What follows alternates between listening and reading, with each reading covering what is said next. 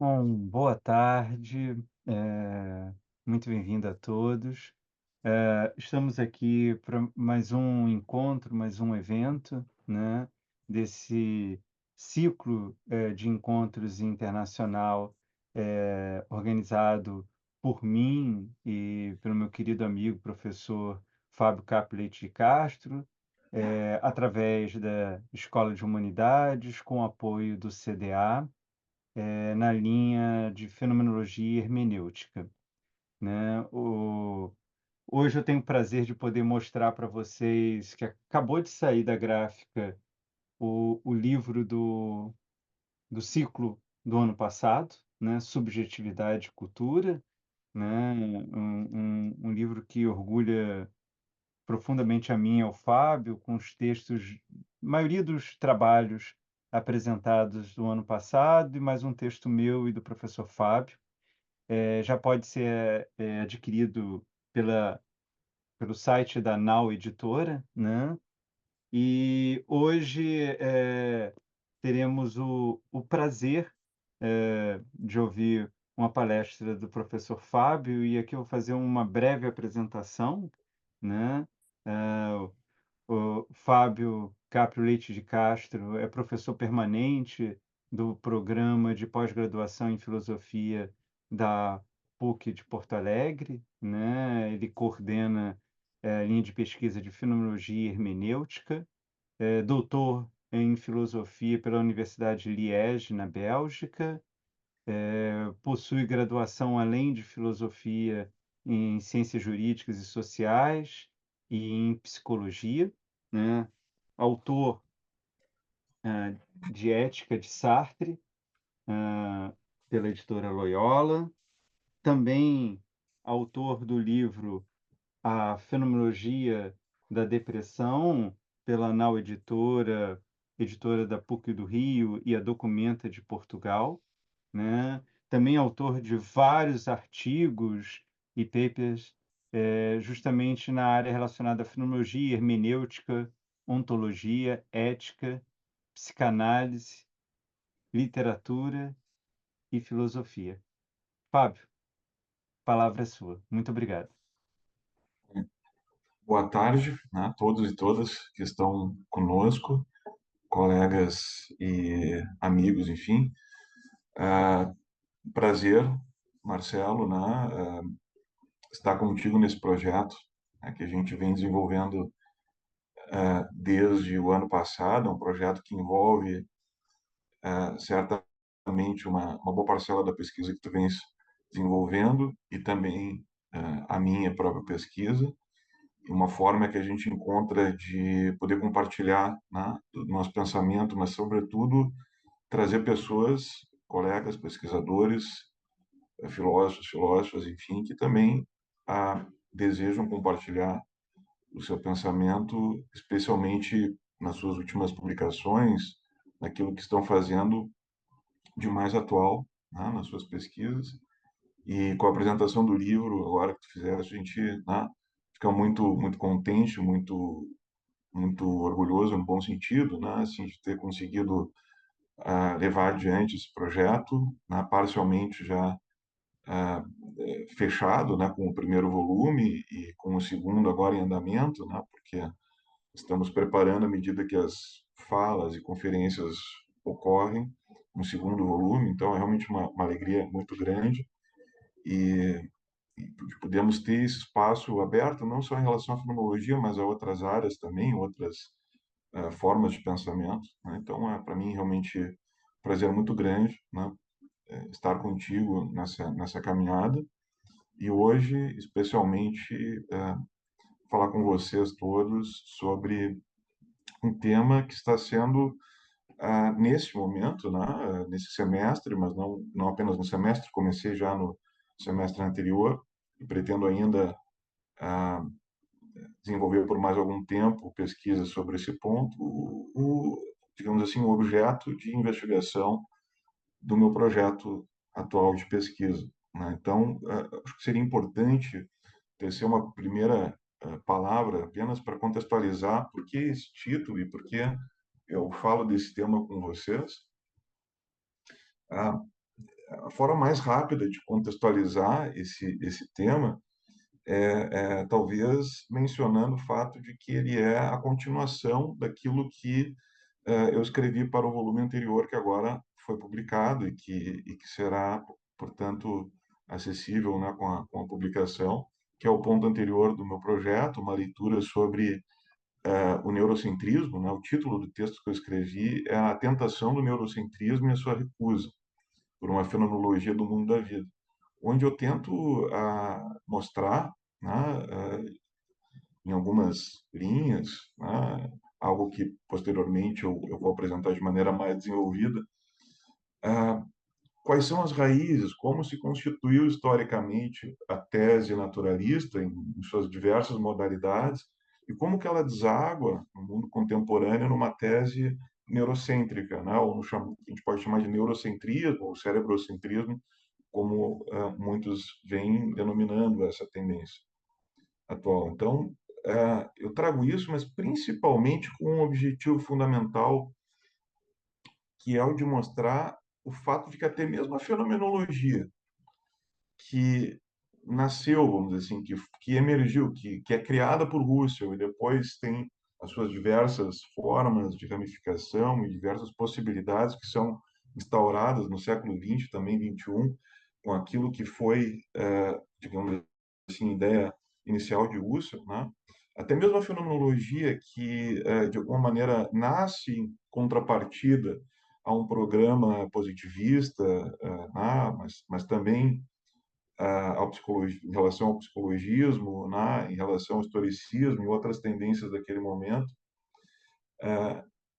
Até mesmo a fenomenologia, portanto, é, acabou se retorcendo, né? Se distorcendo a ponto de se transformar numa fenomenologia naturalizada, como se isso fosse algo assim trivial, né? E talvez não mais objeto necessário de uma efetiva discussão.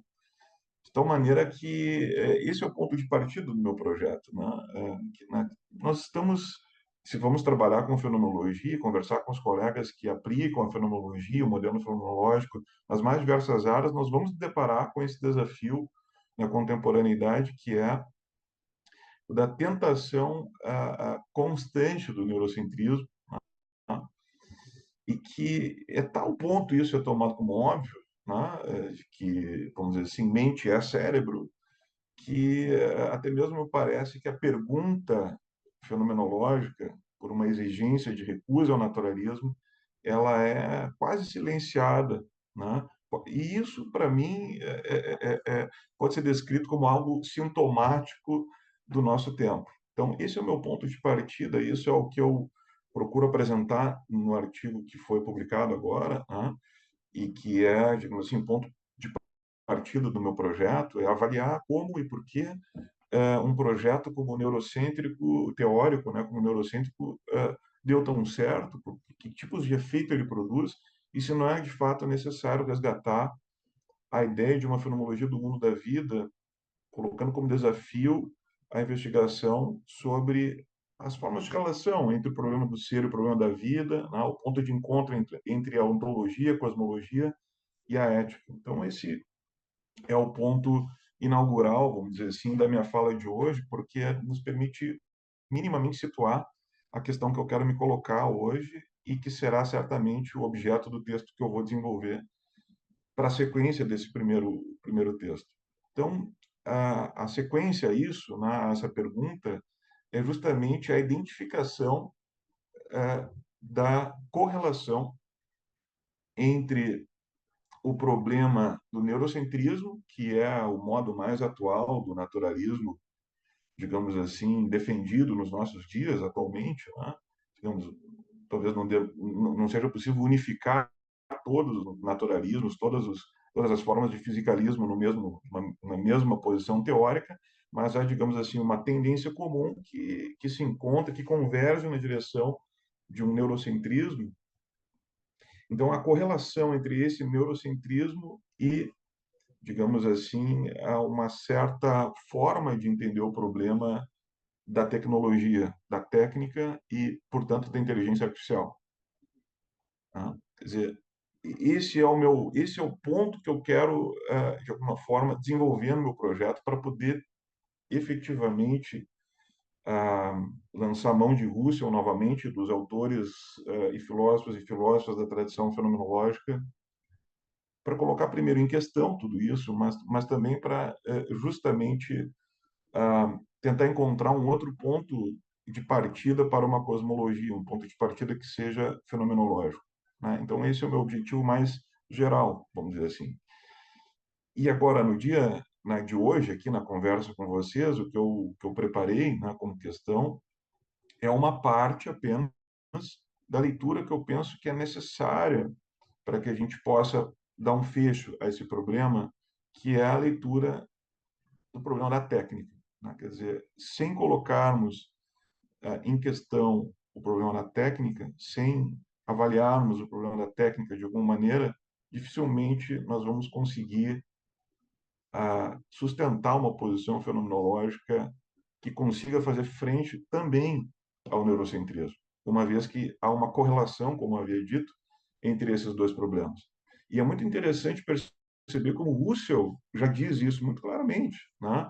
E a evolução da obra husserliana, vamos dizer assim, na direção de uma fenomenologia transcendental, com todas as questões que a gente possa levantar a respeito, e não estou aqui querendo fazer uma defesa prévia da fenomenologia transcendental husserliana, mas apenas aponto que esta evolução, que o caminho percorrido por Husserl, a um certo momento chega justamente nesse ponto de ligação histórico, a partir de uma leitura, né, que ele faz com o método da Bézinon, né, nesse momento crucial, né, da história do Ocidente, né, em que há uma verdadeira revolução científica que opera no século XVII. Ele não chega a usar os termos de outros autores, mas que nessa época é muito comum, nos anos 20, anos 30, a percepção de que algo acontece no século XVII, né, no empirismo, no racionalismo, especialmente com o pensamento de Galileu, né, para pegarmos esses três, Galileu, Descartes e Bacon, né, algo acontece ali com a matemática, né, que dá condições para uma verdadeira e profunda transformação da ciência depois, digamos assim, da própria das próprias condições sociais que levam à Revolução Industrial. Então, esse ponto me parece central e é o ponto que eu quero desenvolver, né, no projeto, mas aqui eu vou delimitar, então, a minha observação apenas a um aspecto que eu devo, na realidade, a leitura de Umberto Galimberti, né, que é o autor, né, filósofo italiano, né, que neste momento nós estamos trabalhando no meu seminário, né, estamos lendo e discutindo, né, essa obra magnífica, com muitos problemas, é verdade, mas que eu, de maneira geral, considero magnífica, que é a Psique e Técnica, o homem na idade da técnica, uma vez que esse filósofo, ele lança a mão de diversas metodologias para poder compreender o que significa, não apenas o que significa o problema da técnica, mas para trazer uma espécie de diagnóstico, né, da técnica, especialmente nas últimas décadas, né, em que nos encontramos, né, no século XXI. Então, esse livro é realmente, nós estamos estudando o livro, investigando, e certamente é um livro que abre muitas perguntas, interrogações que são necessárias para quem investiga a questão da técnica, vejo eu dessa forma. Então, o que eu gostaria de construir com vocês hoje, né, não é, digamos assim, uma definitiva posição sobre o problema da técnica, mas eu gostaria de instaurar uma pergunta, né, e conversar com vocês sobre possibilidades de leitura que nós temos, inclusive de resposta a essa pergunta. Né? Então, como eu disse, eu devo a esse autor, a Galimberti, né, especialmente a primeira parte do livro dele, a Simbologia da Técnica, a Cena do Cáucaso, né, um esclarecimento importante sobre a necessidade que nós temos, de alguma maneira, de retornar ao símbolo, ao problema do símbolo, para compreendermos o problema da técnica. E ele faz isso voltando, digamos, ao mito ocidental, né, greco e romano também, de Prometeu, né? A, a grande questão que ele levanta, mostrando para nós que Prometeu é esse que, digamos, pelo seu nome mesmo, né, esse que vê adiante, né, que vê à frente, né, Prometeu, né, irmão de Epimeteu, né, no mito, que é aquele que vê depois, né, que esta figura, ela, né, se voltarmos a ela, ao mito, e é como, vamos dizer assim, as expressões desse mito, vamos conseguir identificar muito de como, já no mundo grego, o problema da técnica era identificado, pensado, né, como ele era vivido, de alguma maneira. A questão toda, e aí apresento a minha discordância, né, com o autor, no seminário tratamos disso, inclusive, né, é que o segredo de Prometeu, aqui eu cito o Galimberti, que vê por antecipação, é a queda dos deuses e da visão mítica do mundo, incapaz de prefigurar a história que virá com a inauguração da ciência. Então, na interpretação de Galimberti, Prometeu, que é capaz de ver por antecipação, é capaz até mesmo, né, numa cena que ele retoma da peça, enfim, da tragédia de Ésquilo, né, Prometeu acorrentado, ele é capaz de ver por antecipação, inclusive a queda dos deuses e da visão mística do mundo, né? Então, essa é a interpretação que Galimberti faz. Eu queria problematizar essa interpretação, primeiro valorizando o fato de que ele retorna a Prometeu e a questão de Prometeu. Eu penso que é uma forma fantástica de nós introduzirmos o problema, de nós mostrarmos como essa dimensão está presente no imaginário, né, uma dimensão simbólica do Ocidente, desde os mitos gregos, e vem, de alguma forma, sendo traduzida e retraduzida até hoje. Bom, eu proponho que a gente faça como uma dimensão preliminar, do ponto de vista metodológico, né, que a gente faça uma recolocação dessa leitura a partir do que nos ensina Mircea Eliade, né, no livro Mito e Realidade. Vou utilizar aqui Mircea Eliade né, como me parece uma referência importante, até do ponto de vista hermenêutico, para a gente poder lançar mão de uma leitura de Prometeu sem ter, digamos assim, o risco de cairmos numa excessiva interpretação muito livre, né, e que talvez não condiga, né, com aquilo que o mito justamente, né, fazia funcionar como imagem, né? Então, eu vou citar um trecho do Mircea Eliade apenas para mostrar a vocês como eu me inspiro aqui para retomar, de fato, a figura de Prometeu e, eventualmente, em contradição com aquilo que nos diz Humberto Galimberti. Citando, então, Eliade, né? Mais precisamente, não é o estádio mental ou o momento histórico em que o mito se tornou uma ficção que nos interessa. Nossa pesquisa terá por objeto, em primeiro lugar, as sociedades onde o mito é ou foi, até recentemente, vivo, entre aspas, no sentido de que fornece os modelos para a conduta humana, conferindo, por isso mesmo, significação e valor à existência. Compreender a estrutura e a função dos mitos nas sociedades tradicionais não significa apenas elucidar uma etapa na história do pensamento humano, mas também compreender melhor uma categoria dos contemporâneos. Mas para que isso seja feito, então, né, a gente possa fazer esse movimento e capturar o mito lá onde ele é vivo, vamos dizer assim, lá onde ele tem a sua vida, eu penso que a gente tem que poder, de alguma maneira, pensá-lo ou capturá-lo, né, fazendo algum exercício de movimento em relação à tradição que nos entrega esse mito. E é fazendo isso que a gente pode, então, pensar nas duas grandes fontes que a gente tem para ler Prometeu, né, desse período, primeiro Hesíodo e depois Ésquilo, né?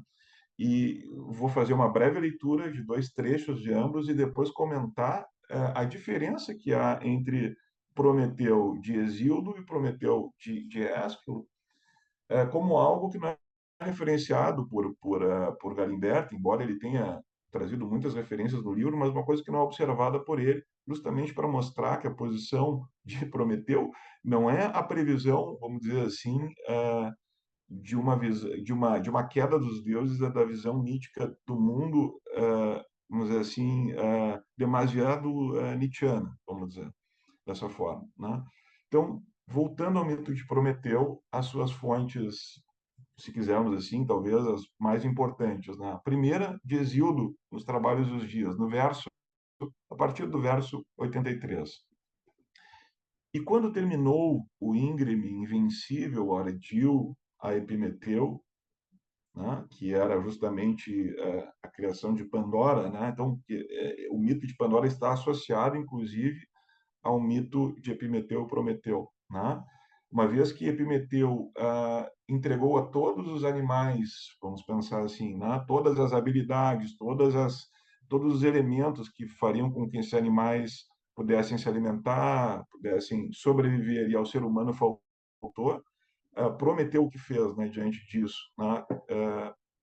Roubou o fogo, né, entregou, né, vamos dizer assim, o segredo do fogo aos seres humanos, que não tinham como sobreviver, né, sem os recursos que já tinham sido entregues a todos os animais por Epimeteu, mas que com este elemento, então, puderam, né, não apenas sobreviver, mas manter-se em uma outra posição. Então, o mito corre, né, em torno disso, né? Então, o pai enviou o ínclito pai, né, Zeus, o ínclito Argifonte, veloz mensageiro dos deuses, o Dom Levando, que é Pandora, né? Epimeteu não pensou no que Prometeu lhe dissera jamais, Dom do Olímpio, Zeus aceitar, mas que logo devolvesse para mal nenhum nascer aos homens mortais. Depois de aceitar, sofrendo mal, ele compreendeu. Por isso, Epimeteu, né? Depois de aceitar, ele compreendeu. Então, Epimeteu é aquele que compreende depois, né? Antes vivia sobre a terra a grei dos humanos, a recato dos males, dos difíceis trabalhos, das terríveis doenças que ao homem põem fim. Mas a mulher, a grande tampa do jarro alçando, dispersou-os e para os homens tramou tristes pesares. Uma leitura bastante ruim sobre a mulher aqui, né, para a gente também discutir, né, sobre a posição da mulher no Ocidente, né? Mais um grande exemplo disso, né? Isso está em Hesíodo. Vejam que a posição de Prometeu é a dessa figura que faz esse movimento, que alerta Epimeteu, mas ele é apresentado, vamos dizer assim, como responsável pelos males que vão cair sobre os seres humanos posteriormente, porque se não fosse ele ter feito digamos, esse ato, cometido esse ato, nada do que aconteceu na próxima idade dos homens, né, nas várias idades descritas lá por Hesíodo, idade de ouro, prata, etc., nada disso teria acontecido. Então, ele é aqui descrito como uma espécie de responsável por isso.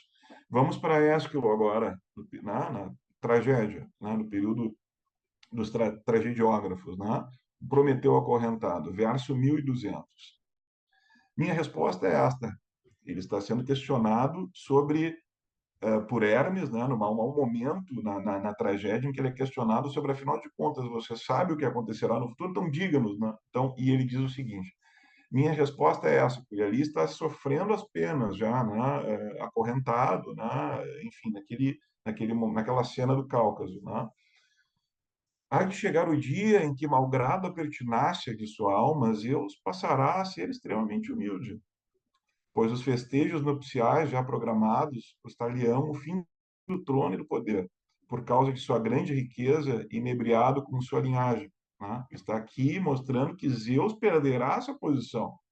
Queiram os céus que nunca nos vejais, divinas parcas, sim, cuja vontade nada na vida humana se consuma, ocupando o lugar de esposa um dia no leito de Zeus Todo-Poderoso. Jamais possamos experimentar o abraço de um esposo divinal.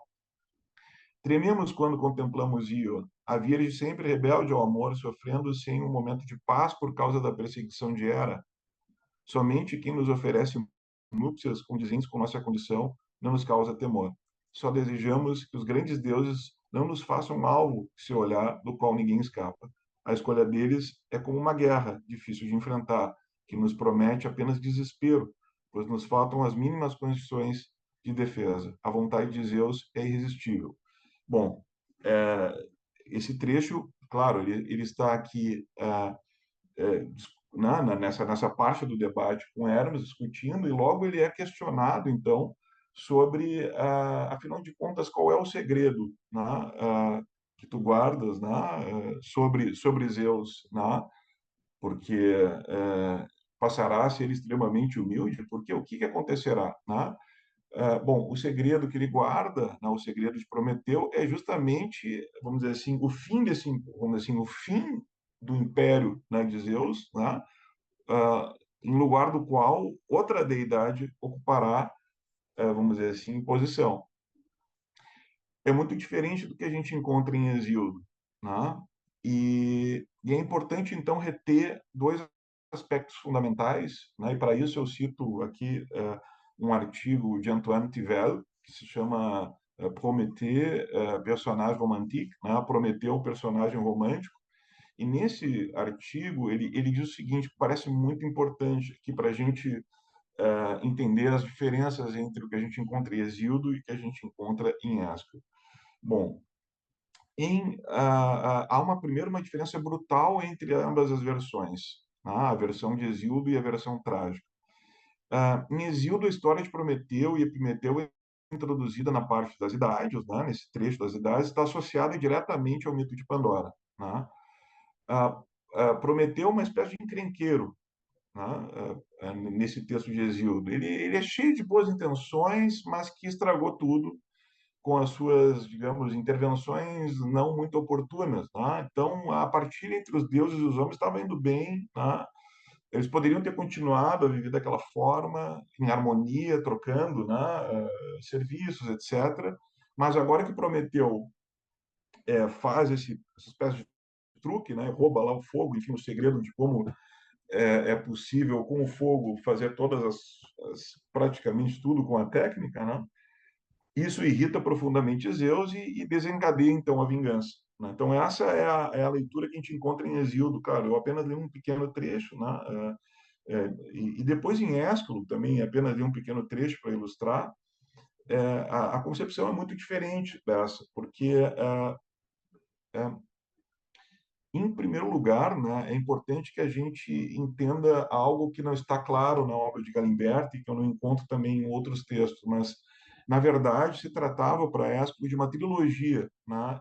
Então preservou-se apenas realmente Prometeu acorrentado, mas é discutido, né, entre os estudiosos de Ésquilo e dos tragediógrafos que é discutida qual seria realmente a intenção dele, né, de Ésquilo, introduzindo nesta peça essa imagem, né, porque em seguida nós temos mais duas peças que seriam Prometeu Liberto e Prometeu Portador do Fogo. Nessa, inclusive, né, o Prometeu Liberto, segundo a gente encontra nesse artigo que eu citei a vocês, né, de Antoine Tivel, nesta Prometeu Liberto, o herói, né, que é acorrentado, né, no Cáucaso, ele revela o segredo, então, a Zeus, e ele acaba sendo liberto com uma espécie de...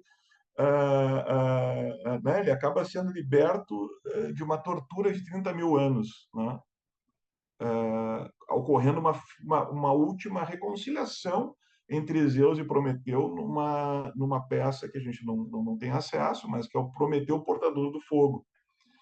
Então, é como se houvesse, então, esse período mais de tortura por algum tempo e depois, finalmente, uma reconciliação, na medida que Prometeu teria contado a Zeus o segredo, né? Mas isso é aquilo que se discute entre os intérpretes, né? E é uma interpretação que permanece em aberto. Mas um segundo ponto que eu queria destacar, né, dessas diferenças entre Hesíodo e Ésquilo é a virada trágica, né, em Ésquilo,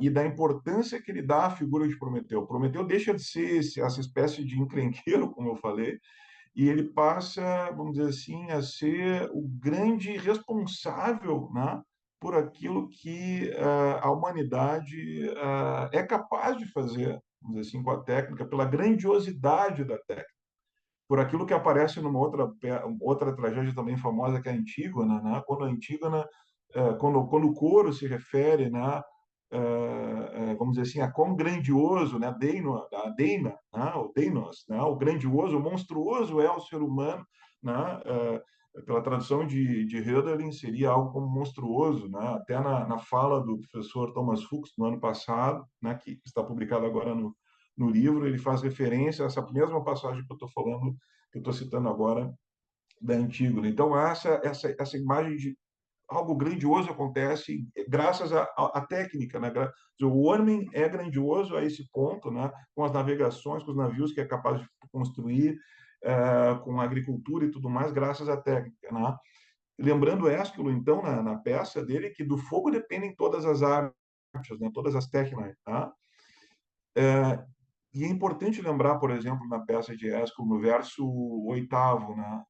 O seguinte trecho que eu cito: ele roubou teu privilégio, o fogo rubro, de onde nasceram todas as artes humanas, para presenteá-lo aos mortais indefesos. Né? Ou seja, o fogo não é armazenado, não é apenas usado para a arte de cozinhar especificamente, ou para uma arte específica, mas para toda a civilização. Né? Ésquilo, então, ele como que derruba o mito hesiódico, né? De séculos, né? E tenta mostrar que a humanidade primitiva, na realidade, viveu miseravelmente e não poderia, né, melhorar a sua situação senão multiplicando as suas invenções.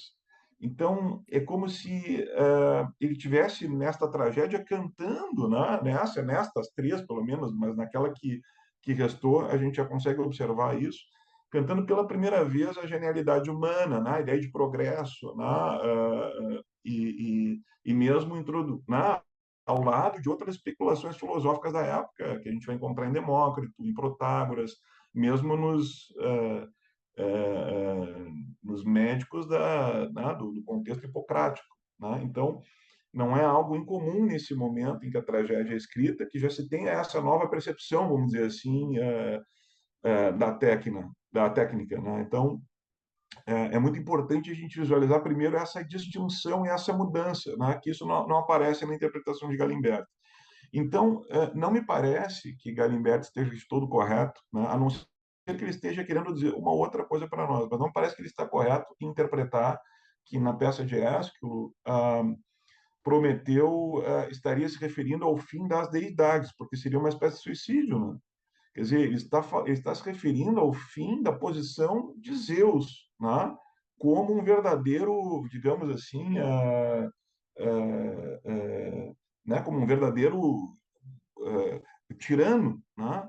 Das deidades, e no lugar do qual talvez outra deidade, como ele mesmo, né? Prometeu, poderiam reinar de forma mais justa. Né? Me parece que um pouco muito mais esta a mensagem do que dizer que não, o mundo mítico será derrubado ou as deidades serão todas derrubadas. Não me parece que é isso. Claro, o Galimberti pode querer extrair essa interpretação, mas aí a minha pergunta é a seguinte: como que o Galimberti extrai essa interpretação, mesmo se que ele não indique?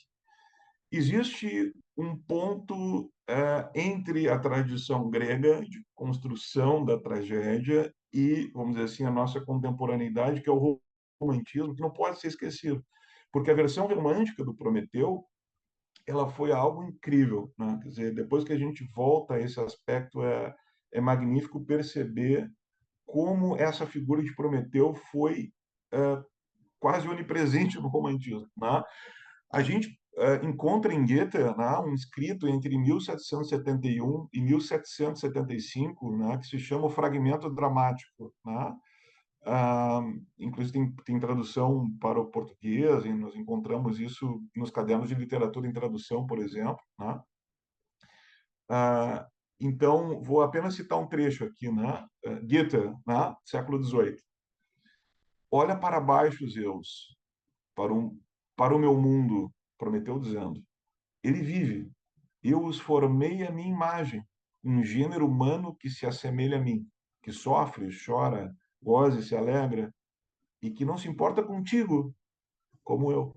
Vejam que há uma espécie de, em Goethe, já nesse contexto, uma espécie de tentativa de recordar esta figura, vamos dizer assim, e o lugar nuclear que essa figura mítica tem, né, para a gente poder realçá-la através da poesia, evidentemente da arte, nesse momento extremamente otimista, né, do Ocidente, né, que é o momento do final do século XVIII, né, momento de revoluções, mas também muito otimista em relação à ciência, né, e especialmente as novidades da ciência com a Revolução Industrial, né? Então, nós temos aqui um Goethe, mas também com os outros poetas alemães, românticos, a gente encontra o mito sempre referenciado de alguma maneira. Aqui ou ali, a gente vai encontrando essa figura reaparecendo com força. Né? Na França é muito interessante, décadas depois, né? Edgar Quinet, por exemplo, ele publica três peças: Prometeu o Inventor do Fogo, Prometeu Acorrentado e Prometeu Liberto, né? Talvez fazendo alusão justamente ao que eu havia dito sobre Haskell, né? Mas é interessante como ele, no romantismo francês, que é muito mais ligado, vamos dizer assim, à dimensão, vamos dizer assim, ao contexto político da França, né, pós-revolucionário, e que tenta, de alguma forma, estabelecer, né, a restauração, né, o poder restaurador, né, um regime restaurador com a restauração do regime anterior, e isso vai se fazendo até 1848. É bom lembrar, então, que o romantismo francês ele tem um cenário de retorno à dimensão religiosa muito presente, né? Esse Prometeu, de Edgar Quinet, né, ele anuncia a morte de todos os deuses e uma nova era, mas ele faz isso com a intenção de fazer os homens voltarem à Idade de Ouro, né, que seria essa uma boa nova, né, mas a boa nova aqui interpretada de uma forma religiosa, porque Prometeu é liberto nada mais nada menos do que pelos arcanjos Miguel e Rafael, né, que entra então na Jerusalém celestial. Então, é evidente que o simbolismo cristão e pagão se combinam nesses textos aqui, para apresentar uma espécie de filosofia do destino do homem que suplanta todos os deuses, mas agora nesse universo do monoteísmo, né, do monoteísmo. Então, essa é a construção que faz Edgar Quinet, é muito diferente da anterior que eu falei a vocês, mas eu estou fazendo referência justamente para a gente entender as diversas formas de readaptação do mito no contexto romântico. Né? E veja um otimismo, né? No Prometeu Liberto, né? Na peça de Edgar Quinet, últimos versos, na Le Chant du Désespoir e no Hymne de Grâce se converti d'abord, quer dizer, o canto do desespero em um hino de graça se converteu inicialmente, se converteu agora de início, né? Então vejam, termina com uma espécie de verso otimista, né, em relação ao que viria a ser essa posição, né, assumida por Prometeu. Depois, indo para o contexto inglês, que é o que me interessa mais, porque ele me ajudou a construir o título dessa fala de hoje, né? A gente encontra um poema de Lord Byron de 1816, Prometeu, né? E depois uma espécie de peça que foi construída, foi escrita como peça, mas que se transforma, na verdade, num drama lírico, né? Porque seria um pouco seria de maior difícil encenação, né? Mas nada obsta que seja encenado também de Percy Shelley, né? Que é Prometheus Unbound, né? Quer dizer, Prometeu sem correntes ou desacorrentado, né, que foi publicado em 1820. Então vejam bem, né, que interessante agora no trecho desse texto que eu vou agora citar, como ele termina também. Estou indo para os términos porque mostram justamente aqui mais uma vez a posição de certa maneira otimista com que Prometeu é tomado nesse período. Prometeu desacorrentado, então, é visto como uma espécie de última resposta a um Zeus tirano, né? Quer dizer, o Prometeu desacorrentado, naquela atmosfera cultural, né, do final do século XVIII, o iluminista e o romantismo, do início do século XIX, nesta atmosfera toda, o Prometeu desacorrentado é algo que soa como a verdadeira libertação também do homem contra esse poder tirano, né? Que agora será derrubado e nós teremos uma civilização baseada em ciência, que será, portanto, que trará bem, muito mais bens à humanidade, maiores controles racionais, etc. Né? Então, a gente sabe muito bem, né, do utilitarismo, de todas os modelos que nascem de forma extremamente empolgada e otimista nesse período. E ao final, então, nas partes finais desse texto de Percy Shelley, então a Demogorgone, né, que é essa figura diabólica, né, diz no final, homem outrora um déspota escravo, logrado e logrador, um incapaz, do berço ao túmulo, viajor ignavo na noite dessas horas imortais. Todos então respondem: falai palavras a morrer jamais. E Demogorgon responde então: eis o dia em que vai-se ao vão do abismo, por isso o subtítulo, né? No fastio do condão da terra, o despotismo. Vejam que neste momento do romantismo, então, o que vai para o abismo, no fastio do condão da terra, é o despotismo, com Prometeu alçado a uma nova posição e Zeus, portanto, caindo, né, desta posição tirânica que se encontrava, do céu caindo a conquista no vazio, o amor do trono do poder paciente, no peito sábio, da hora mais insciente, da resistência do escorregadio, penhasco da agonia, cobertura, vem com as asas dar ao mundo em cura. A minha pergunta é, chegado a esse ponto, depois disso tudo que eu falei, né, como soa hoje, século XXI, 2024, para nós, a ideia de um Prometeu desacorrentado? Penso que ao longo do século XX, já, portanto, não apenas agora, mas já há mais tempo, a atmosfera é tal, do ponto de vista da nossa cultura ocidental globalizada, que é preciso até mesmo fazer um esforço para que a gente entenda um texto como esse de Percy Shelley, né? Onde Prometeu desacorrentado não soa como algo ruim, soa como algo positivo, né? Precisamente como algo positivo. E para nós hoje, sem que a gente busque outros textos ou referências, penso, né, perguntem-se vocês, né, a vocês mesmos, eu, pelo menos, da minha experiência pessoal, quando chego uma primeira vez numa expressão como essa, né, Prometeu desacorrentado, a primeira coisa que me ocorre é que ele devia permanecer acorrentado. Né? A gente chega nos limites do desenvolvimento tecnológico. E já há algum tempo essa percepção existe. Se a gente abrir o princípio de responsabilidade do Hans Jonas, ensaio de uma ética para a civilização tecnológica, né? No prefácio do livro, a primeira frase do livro é a seguinte: começa assim o livro.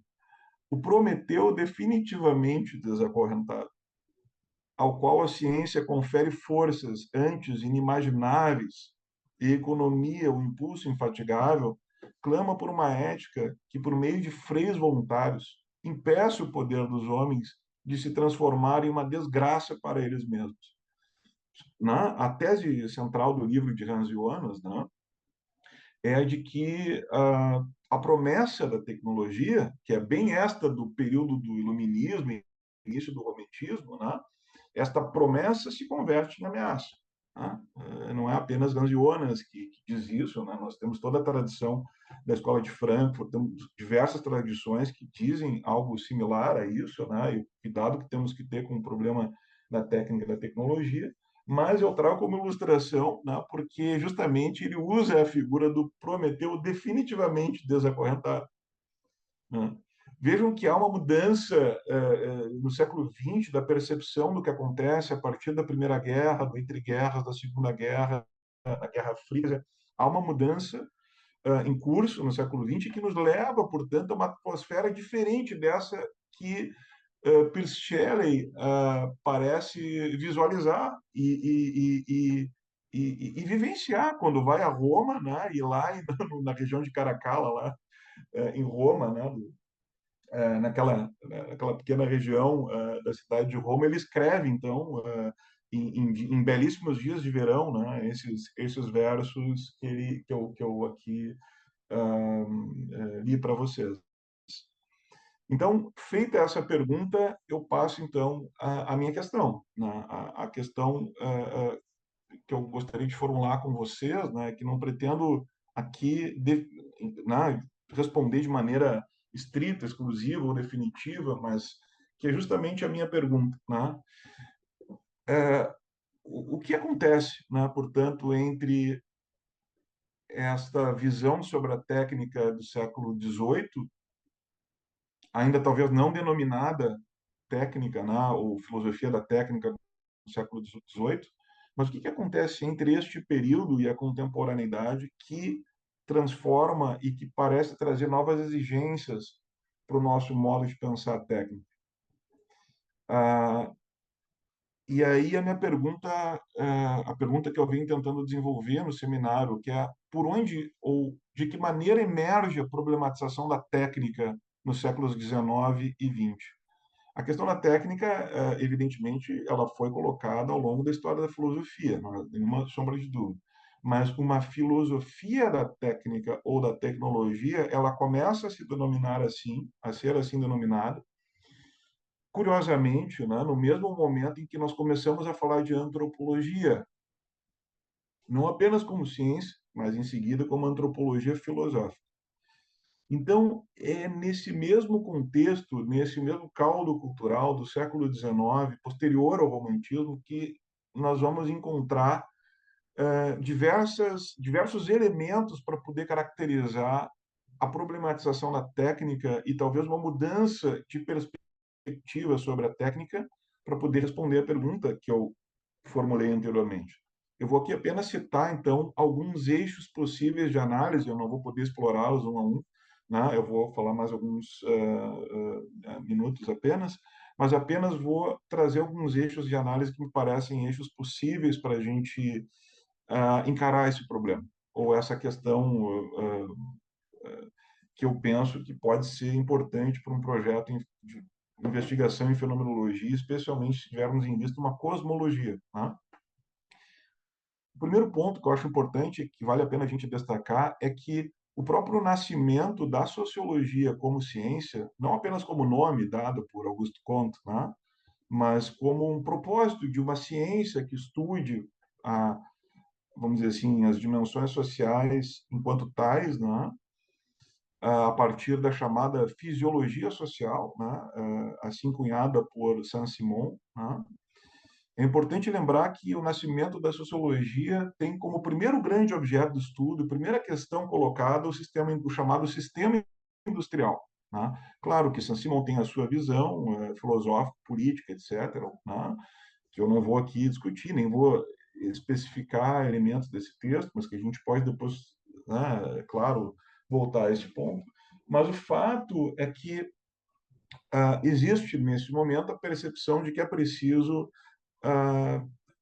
voltar os estudos para a sociedade científica industrial a fim de melhor entender os seus mecanismos de funcionamento e como ela deve ser governada. Há um propósito, evidentemente, político nisso, né, em Saint-Simon, depois em Auguste Comte e no positivismo, né, que a gente conhece muito bem aqui no Rio Grande do Sul, né, sem dúvida alguma, a influência do positivismo nas últimas décadas do século XIX e no início do século XX é uma influência permanente, né, no modo de fazer política no Rio Grande do Sul, queremos nós ou não, isso, né?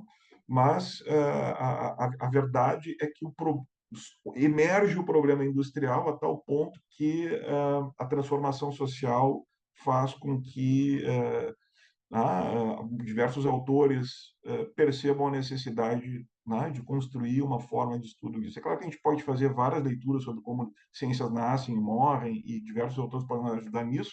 Eu apenas quero fazer menção a esse fato de que o nascimento da sociologia, neste período, né, tem intrínseca relação com as transformações sociais que advêm do modelo industrial e que, evidentemente, né, estão ligados a formas novas de produção, mas também formas novas de entender o humano e mesmo esperanças em relação ao humano, esperanças políticas que se tinha na época.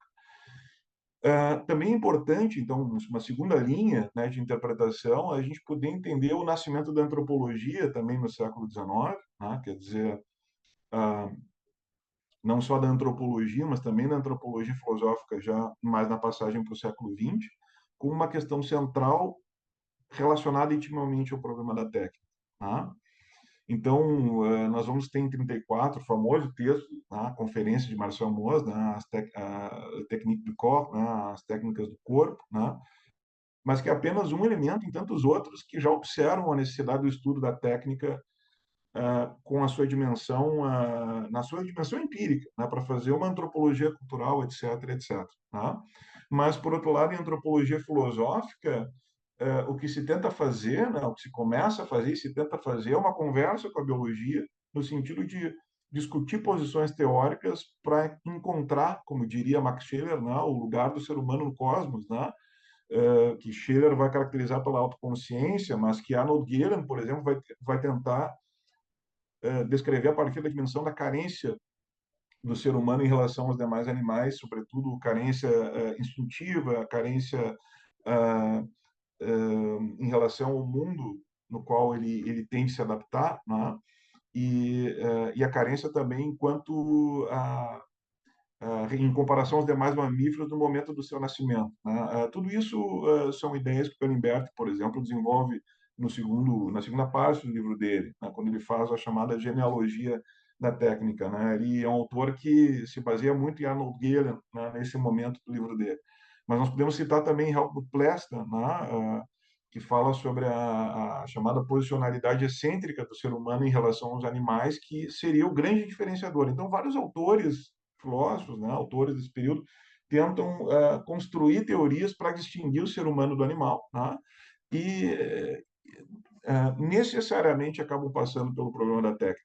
Né? Quer dizer, então, o tema da técnica ele não vem apartado dessas questões, porque não há como apartá-los. Né? A percepção que se começa a ter é essa hora, é mais profundo o problema que nós imaginamos. Né? Talvez não consigamos pensar o ser humano sem a técnica.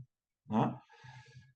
Ah, ao lado disso, né, vários historiadores começam a investigar o tema da Revolução Industrial. Né? A gente pode citar mais recentemente o livro Era das Revoluções, que é o famosíssimo livro, né, do Eric Hobsbawm, né? Mas um outro autor, né, que eu utilizei também para pensar o título da minha fala, né, David Land, né, que ele escreve o livro Prometeu Acorrentado, na Transformação Tecnológica e Desenvolvimento Industrial na Europa Ocidental. Ele acaba utilizando, né, a imagem de Prometeu desacorrentado muito mais como uma imagem, mas o que ele faz realmente é uma história, né, da Revolução Industrial, com detalhamento, né, e uma visão econômica, especialmente sobre o que vem a ser a Revolução Industrial. Mesmo então, a ideia de uma Revolução Industrial ela começa a aparecer no final do século XIX. Um dos primeiros autores que traz a noção é o historiador Toynbee, né, historiador que escreve um livro sobre, enfim, publica um livro com as preleções sobre a Revolução Industrial no século XVIII na Inglaterra, em 1902. E a partir de então se começa a falar em Revolução Industrial. Né? Então acho que esse é um ponto importante também, que é a visão histórica dos historiadores, né, que começam a trabalhar com o tema.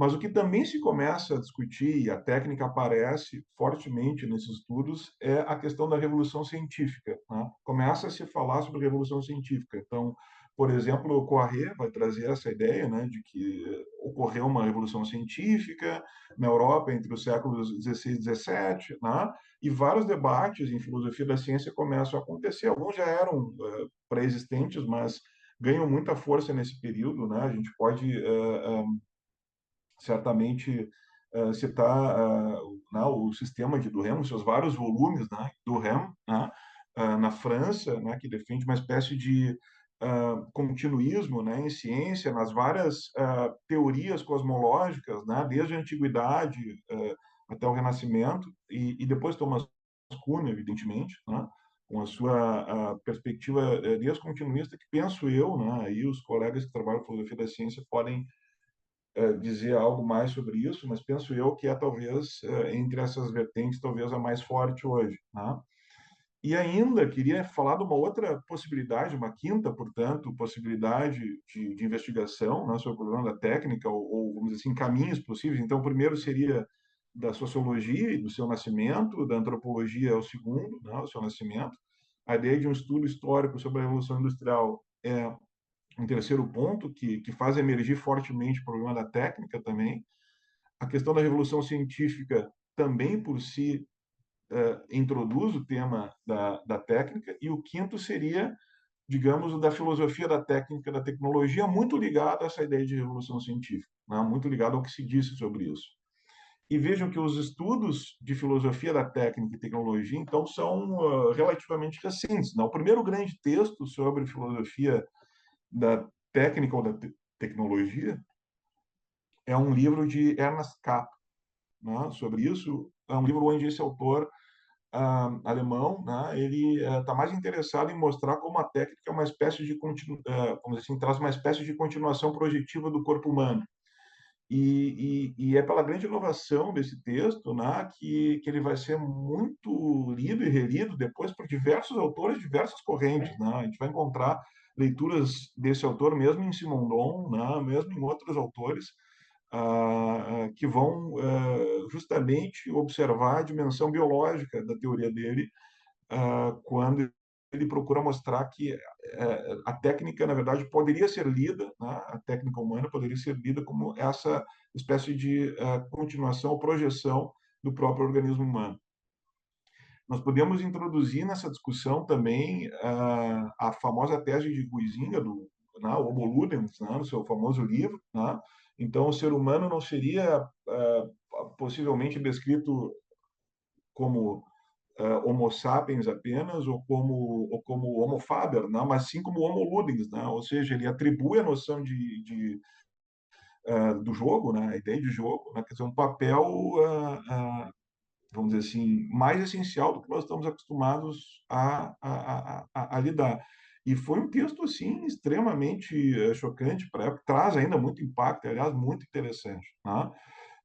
Mas é também nesse período que surgem, né, que já vem se instalando já há algumas décadas, né, textos de autores como Oswald Spengler, né, que publicou entre 18 e 22 o famoso Decadência do Ocidente, né, e depois de 31 O Homem e a Técnica. É um autor que Heidegger vai ler muito, é um autor muito falado na Alemanha nesse período, né, mas que tem esse tom decadentista e pessimista em relação à técnica, né, típico da Alemanha do entre guerras, né, que depois, com o fim da Segunda Guerra, cai, vamos dizer assim, em total esquecimento, e é Adorno que, num dos textos, um artigo, e depois republicado no Prismas, né, que vai escrever, então, esse artigo, né, quer dizer, Spengler depois da decadência, quer dizer, e vai chamar atenção por um ponto muito interessante, né, Adorno, que é o seguinte: vejam, né, vocês estão desprezando Spengler, tudo isso, e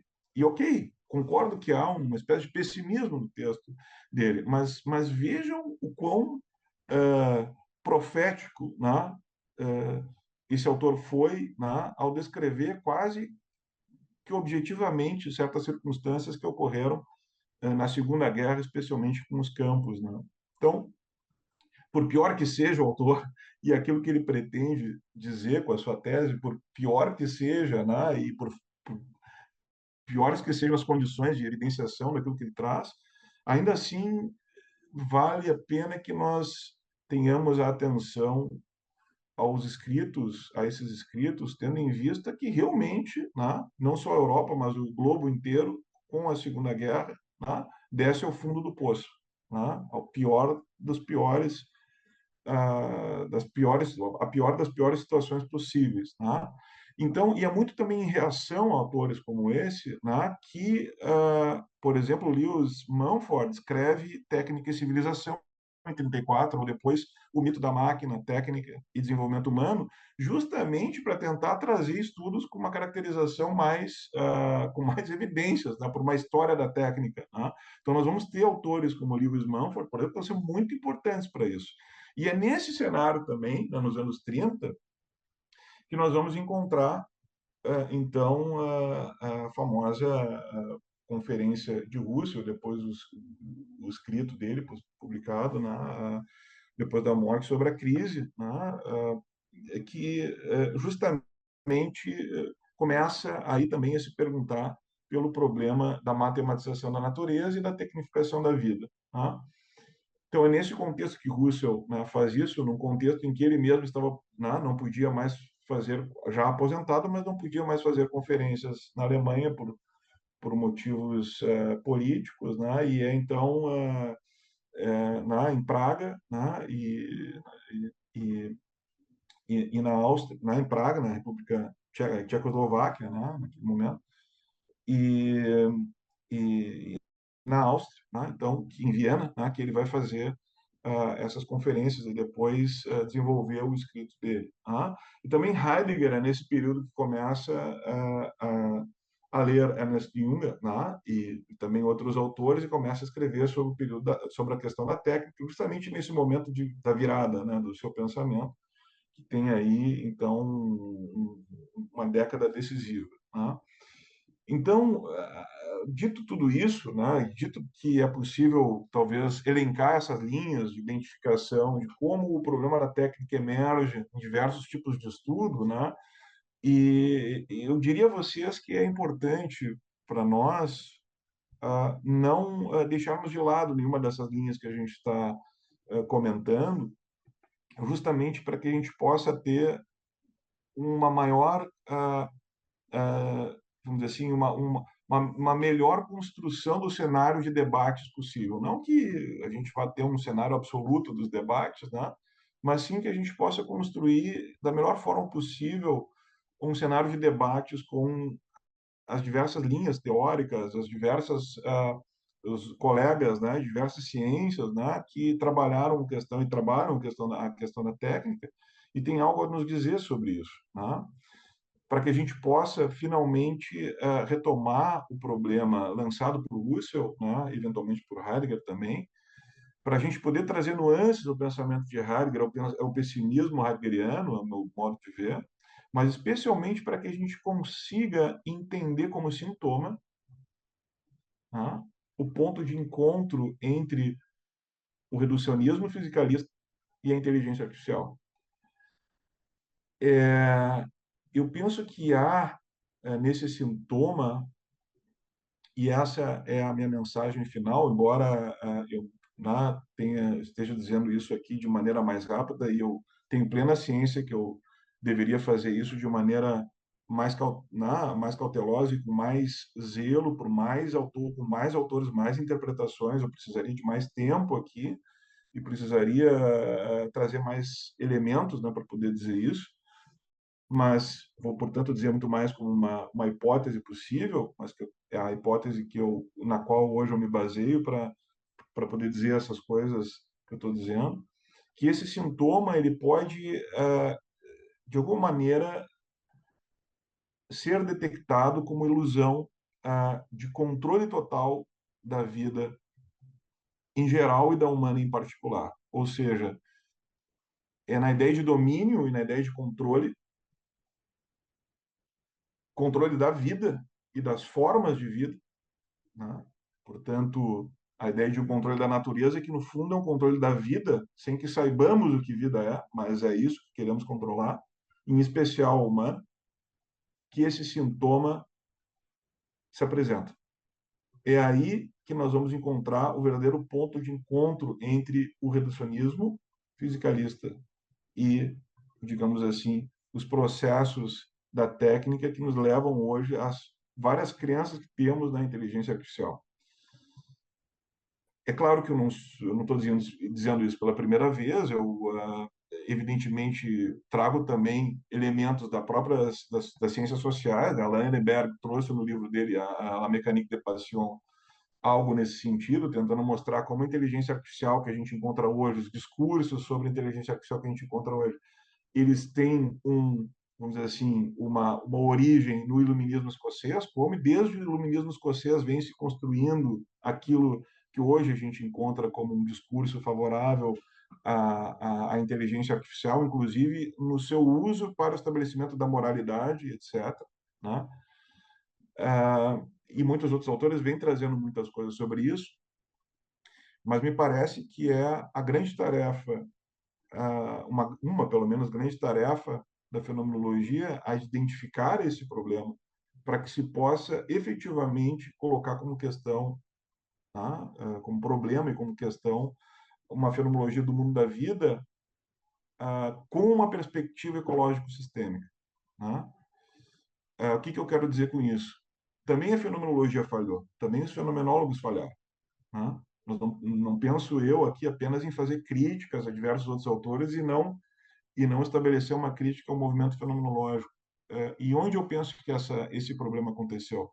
Esse problema aconteceu justamente, né, na, nas falhas que eu percebi, né, e que eu percebo até hoje, nas dificuldades que há em tratar do problema da natureza e da vida. É claro que nós vamos ter uma tradição dentro da fenomenologia, a partir de Merleau-Ponty, a partir de Michel Henry, né, a partir de Barbahas, a partir de outros colegas que vêm tentando fazer isso, né, que é justamente a de trazer, fazer emergir esse ponto. Né? Mas, ainda assim, restaria um caminho a fazer, que é o de estabelecer o diálogo com a perspectiva ecológico-sistêmica. Portanto, desde desde esse diálogo que a gente pode, de alguma maneira, fazer a pergunta pela técnica, né? E é desde esse diálogo que me parece que a gente pode construir uma perspectiva fenomenológica no sentido ético-político, certo? Então, é evidentemente que eu não vou tomar mais tempo, não, acho que eu já estou usando bastante do tempo, mas eu trago essas palavras finais apenas para mostrar a que horizonte pode nos levar isso que eu estou dizendo, né? E essa tentativa de definir e especificar o sintoma daquilo que estamos vivendo, né? Que é justamente a negação do humano, né? A negação do humano e a tentativa de controle total da vida, né? Não apenas da natureza como um todo, mas do ser humano, porque também ele é a vida. É isso. Obrigado, pessoal. Fábio, muitíssimo obrigado. É, acho que eu nem posso dizer que eu tenho pergunta para fazer, eu tenho várias perguntas, várias discussões e retomando coisas que a gente discute o tempo todo, mas eu queria aproveitar aqui o privilégio de ser o moderador, de começar a abrir as discussões, e, e tem um ponto central no interesse das suas pesquisas que para mim é muito caro. E me lembrei, fui pegar aqui enquanto você estava falando, eh, do prólogo da Condição Humana da Hannah Arendt, e logo no começo, permitia que ler rapidamente os dois primeiros parágrafos do prólogo, que ela coloca assim: em 1957, um objeto terrestre feito pela mão do homem foi lançado ao universo, onde durante algumas semanas girou em torno da Terra, segundo as mesmas leis da gravitação que governam o movimento dos corpos celestes, o Sol, a Lua e as estrelas. É verdade que o satélite artificial não era nem lua, nem estrela. Não era um corpo celeste que pudesse prosseguir em sua órbita circular por um período de tempo que, para nós, mortais limitados ao tempo da Terra, durasse uma eternidade. Ainda assim, pôde permanecer nos céus durante algum tempo e lá ficou movendo-se no convívio dos outros astros, como se esse o tivessem provisoriamente admitido à sua sublime companhia. Este evento, que em importância ultrapassa todos os outros, até mesmo a desintegração do átomo, teria sido saudado com a mais pura alegria, não fossem as suas incômodas circunstâncias militares e políticas. O curioso, porém, é que essa alegria não foi triunfal. O que encheu o coração dos homens que agora, ao erguer os olhos para o céu, podiam contemplar uma das suas obras, não foi orgulho, nem assombro ante a enormidade da força e da proficiência humana. A reação imediata, expressa espontaneamente, foi de alívio ante o primeiro, aí ela cita, passo para libertar o homem de sua prisão na terra. Essa estranha declaração, longe de ter sido um lapso acidental de algum repórter norte-americano, refletia, sem o saber, as extraordinárias palavras gravadas há mais de 20 anos no obelisco fúnebre de um dos grandes cientistas da Rússia. E ela cita: a humanidade não permanecerá para sempre presa à Terra. E o que para mim é mais impressionante é que toda a vida, o mundo, ele foi convertido a pura matéria-prima, né, tudo você usa e aplica conforme o lucro, a vantagem, a dimensão financeira, e como isso reflete diretamente na própria questão da subjetividade, né. Como isso tem um efeito direto na forma com que a gente lida com a gente mesmo, mas com os outros, com a coletividade, né. E é uma discussão que ainda me parece, assim, muito difícil de se colocar, porque a contrapartida de quem, vê nisso um grande avanço a ser incentivado e não um perigo, frente à humanidade, é de falar disso que é uma questão objetiva, lógica, formal, e não percebe essa ou não deixa ser percebido essa ligação intrínseca entre mundo e humano. Aí eu queria ouvir um pouco mais você, por favor. Obrigado, Marcelo. Não, excelente passagem para a gente, para agregar aqui a nossa reflexão. É um excelente, realmente excelente exemplo, porque o que bom, esse trecho tem vários aspectos assim que me chamaram a atenção, assim, te ouvindo aqui. Um deles é justamente o aspecto ah, de que essa invenção, né, ela está longe, né, de ser uma invenção, digamos assim, neutra, né, ou uma invenção que possa apenas trazer melhores condições ou um aperfeiçoamento, né, humano. E por outro lado, é algo que também está muito longe de ser colocado no plano estritamente científico, como se a ciência não tivesse já um lugar, né, necessariamente nos debates políticos, nas questões políticas, nas questões necessariamente, vamos dizer assim, de um contexto como esse, que é o contexto da Guerra Fria, né? Colocando, portanto, em jogo, digamos, muito mais uma dimensão de concorrência do que uma condição de cooperação, né, dos povos, né? E então, quer dizer,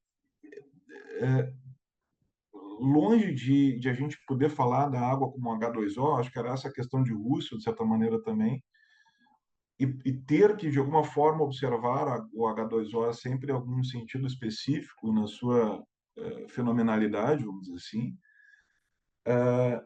longe de fazer, então, esse movimento abstrativo, né, universalizante, que nos dá muito, né, porque nos revela dimensões da natureza, né, que é o que Galileu nos ensina com o seu modelo, né? Quer dizer, ele revela muitas coisas, mas encobre outras, vai dizer o Lúcio, né? E o que ele encobre é precisamente as dimensões do mundo da vida, né? Que eu acho que é a questão central do Lúcio, que eu trago um pouco para o exemplo que tu apresenta, mas que tem vários elementos pertinentes, né? Em relação não só à técnica, mas em relação a essa pergunta de que talvez não seja possível falar na ciência enquanto ciência pura e simplesmente, mas que justamente ciência e técnica estão longe de ter essa neutralidade de estudo, né? E estão longe de estarem totalmente destacadas, né? Ou de, por mais que nós pudéssemos reclamar, né? Uma espécie de autonomia da ciência ou da técnica, como nós vamos fazer isso no contexto histórico, né, em que nós vivemos e que é o contexto em que as invenções, as questões científicas são colocadas?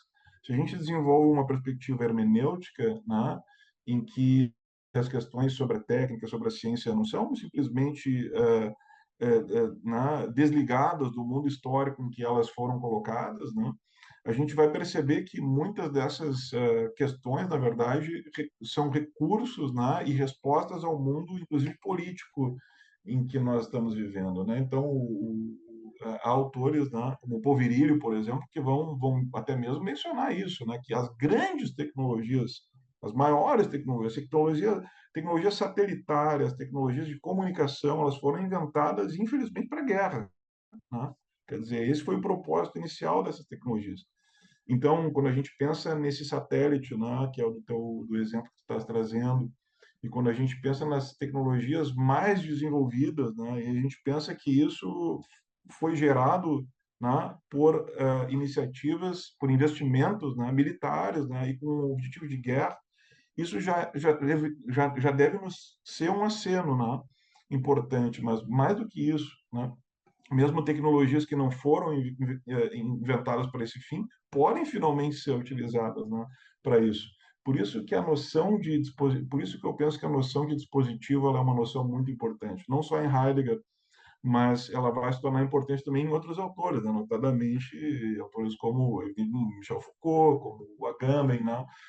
Que vão trabalhar essa noção de dispositivo de maneiras diferentes, né? Mas de toda maneira penso que é aí uma chave realmente importante para a gente poder entender esse problema, Marcelo.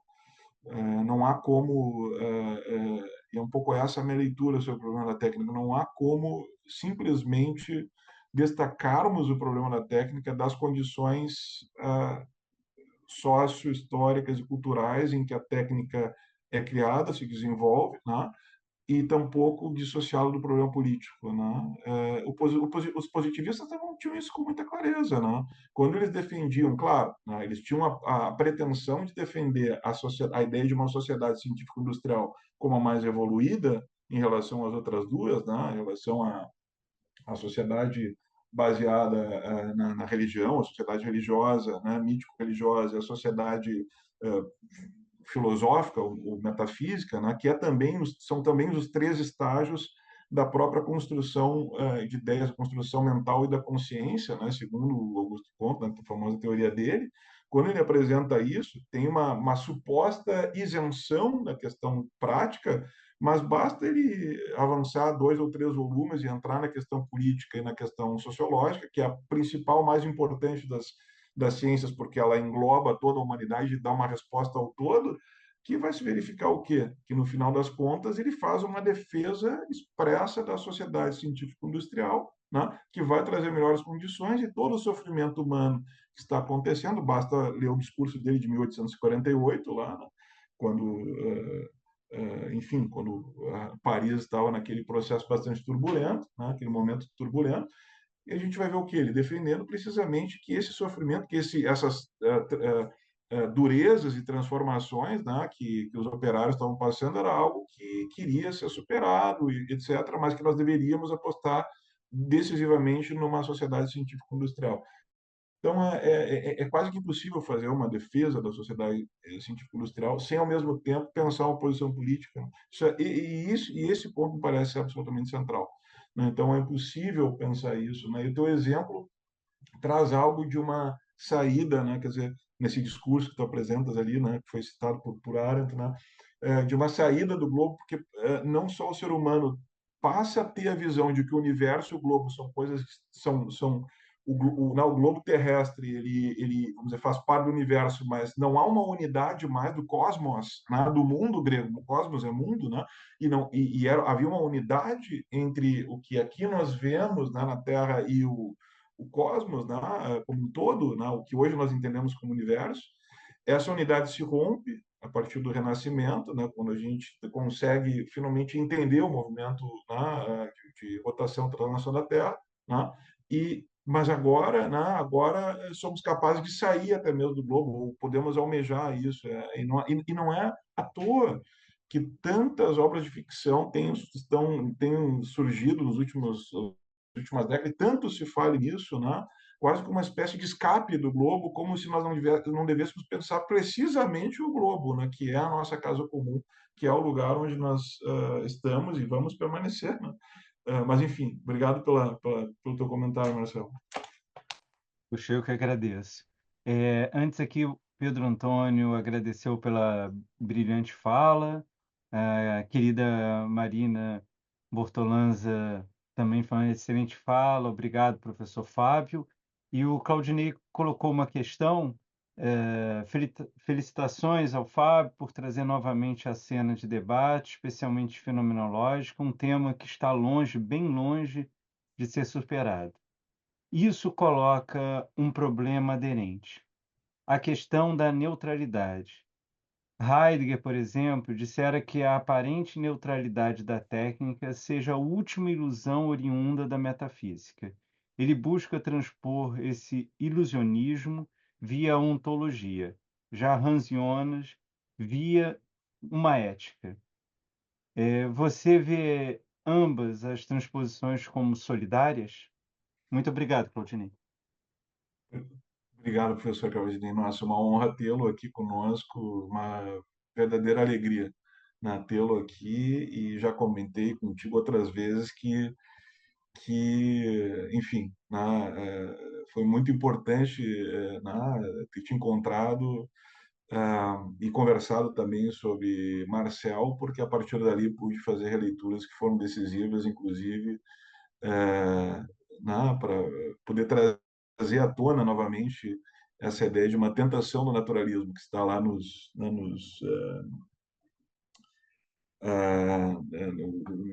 famoso diário, né, metafísico, né, do Marcel. Ele usa essa expressão. Muito obrigado pelo teu comentário, né?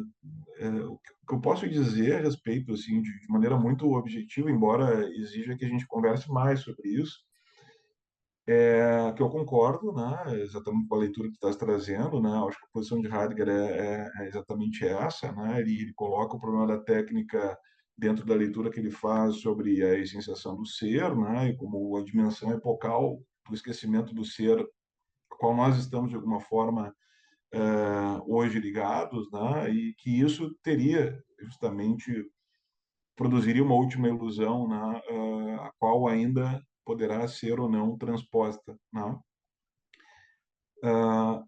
E ele acredita que é possível fazer isso com ontologia. Eu penso que talvez Hans Jonas tenha alguma solidariedade com a sua perspectiva em relação a Heidegger, não de todo, né? Acho que Hans Jonas e Heidegger talvez da parte dele talvez não fosse também tão solidário a Jonas, mas eu vou apenas mais do que dar uma resposta, eu vou talvez apresentar uma fresta por onde sair disso, que como eu também interpreto Heidegger a esse ponto e o próprio Jonas. Eu penso que não há como sair da técnica na ontologia se nós lermos o problema da ontologia e mesmo da aletheia, como Heidegger propõe, portanto, relacionando a técnica a esse problema, precisamente porque estaríamos ainda no campo do ser. Somente outra mente que ser, talvez possamos pensar uma saída. Tanto é verdade que a saída ética de Hans Jonas, embora muito bonita, o livro dele é muito interessante, e ele já apresenta lá, vamos dizer, os 4 grandes desafios, né, que nós estamos hoje vivendo em relação à alimentação, em relação às energias, em relação ao calor, à temperatura na Terra, em relação à produção. Quer dizer, os grandes 4 desafios estão lá no livro dele. Né? Ele já tinha essa visão, mas será mesmo que a resposta pela responsabilidade, justamente por ser ainda aderente a um modelo, digamos, ontológico, a um modelo baseado numa dimensão do ser e científica, nesse sentido, não consegue radicalmente dar uma resposta ao problema. Então, eu lanço mão de uma questão ainda que eu pretendo elaborar na minha pesquisa, mas que é de um diálogo com outro autor, que eu não citei até agora, mas sobre o qual eu falei na semana anterior, num outro evento, na CBL, né, no Centro de Estudos Brasileiros de Manuel Levinas, que é o filósofo Manuel Levinas, evidentemente. Né? Eu penso que talvez a resposta precise passar por aí. Talvez não tenha outra.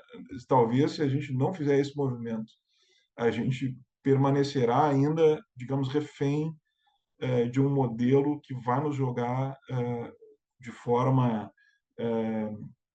violenta, né, e de forma concorrencial uns contra os outros, né, e sem antever realmente o problema da casa comum, né, e através ou por meio, vamos dizer assim, da responsabilidade infinita para com o outro, que é a questão da alteridade no sentido mais radical. Então, isso só para indicar talvez uma saída, uma fresta, porque é por onde eu penso algum dia trazer Levinas a esse debate, né? Que é justamente o problema de uma ética da alteridade, no sentido radical, né? E talvez de uma resposta ao modelo filosófico ocidental baseado justamente na ontologia como filosofia primeira, que me parece presente em todas essas estruturas que a gente está falando. Mas é apenas uma eu ainda não tenho nada desenvolvido acerca disso, mas é a minha, digamos, é uma espécie de orientação para onde eu penso levar a questão. Mas te agradeço muito porque me permite justamente já colocar uma resposta que eu penso que é possível construir em relação a Heidegger, em especial. Obrigado, professor. Muito obrigado. Alan, por favor.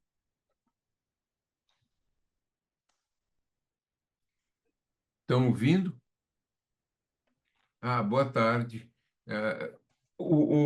Eu fiquei pensando nessa questão, porque você ampliou muito, né, a questão da técnica e por todos os níveis, né, por todas as ciências. A minha limitação realmente era o Heidegger, a questão da tecnologia. Será que o Heidegger era tão pessimista? Porque, por um lado, ele dizia não tem jeito da gente viver sem a tecnologia atualmente. Mas, por outro lado, ele disse o problema é o pensamento técnico-científico se tornar o único tipo de pensamento. E ele continua sendo tão ontológico a partir da Guerra, quando ele volta a falar sobre a linguagem, a prevalência da linguagem. E eu tenho a impressão que essa dimensão da linguagem se tornou muito importante na psicanálise, sobretudo através do Lacan. Então, eu não sei se pensar por aí não teria também uma dimensão importante, porque a questão da técnica é, é uma questão que você falou, a questão da dominação, que Freud coloca como a pulsão, a Bemächtigungstrieb do Freud tem a ver com a questão da dominação. E essa impulsividade, né? Como é que a psicanálise, enfim, entra? Porque eu não vi em todo o seu percurso agora você trazer a psicanálise. E fiquei curioso saber se você também está pensando em introduzir a psicanálise nesse seu percurso. É só isso. Obrigado. É, deixa eu só recolocar aqui. Bom, muito obrigado pela questão, Alan. Obrigado pela observação. De fato, né, eu fiz a minha fala, ela inicia justamente com, assim, colocando em jogo a imagem de Prometeu, né, quer dizer, tentando discutir a partir de dois textos clássicos, né? Afinal de contas, que função, que lugar tem Prometeu, né? Na mitologia clássica, num debate com Humberto Galimberti, na medida em que ele entende que Prometeu já estaria prevendo, vamos dizer assim, a queda das divindades. Era muito mais esse o meu foco inicial. E depois passei pelos românticos, porque me parece que no romantismo, né, há vamos dizer, uma retomada da figura de Prometeu, né? muito auspiciosa, condizente com aquele momento, vamos dizer assim, em que, né, em que a partir da Revolução Industrial, da Revolução Francesa e das grandes transformações que ocorrem na segunda metade do século XVIII e início do século XIX, né, que levam esse verdadeiro otimismo na razão, né, que a gente vai encontrar em diversos autores e muito presente na cultura. Isso se transforma depois, né? E aí eu apresentei apenas algumas linhas, né? Não tenho eu aqui a pretensão de fazer uma varredura completa, como eu disse, né? De todos os aspectos, mas pelo menos de alguns elementos que me parecem importantes com os quais a gente pode dialogar na medida em que fazer fenomenologia para mim é trabalhar, né, com uma perspectiva fenomenológica, mas especialmente construir diálogos, né? Eu entendo a fenomenologia como um lugar de diálogo, e é por isso que eu fiz referência a esses vários caminhos possíveis, vamos dizer, que a gente tem de construção de conversas com vários registros e estudos, né? Então, essa é um pouco a perspectiva, e ao final coloquei uma colocação, fiz uma colocação, né, de um problema filosófico, né, ao qual não tem uma resposta nesse momento, mas que era para efeito da gente justamente provocar a reflexão com vocês. Né? Primeiro, tu traz, então, Heidegger, né, na questão. É evidente que Heidegger é absolutamente central, né, no debate. Eu não estaria aqui negando isso, né? Até porque, no contexto da fenomenologia, sem dúvida, né, nós vamos ter muito mais textos de Heidegger sobre o problema da técnica do que de Husserl mesmo. Né? Até mesmo porque Husserl, nos anos 30, né, no momento em que Heidegger começa a fazer alusões sobre o problema da técnica, é nesse mesmo momento que Husserl também escreve, mas com visões talvez distintas. Né?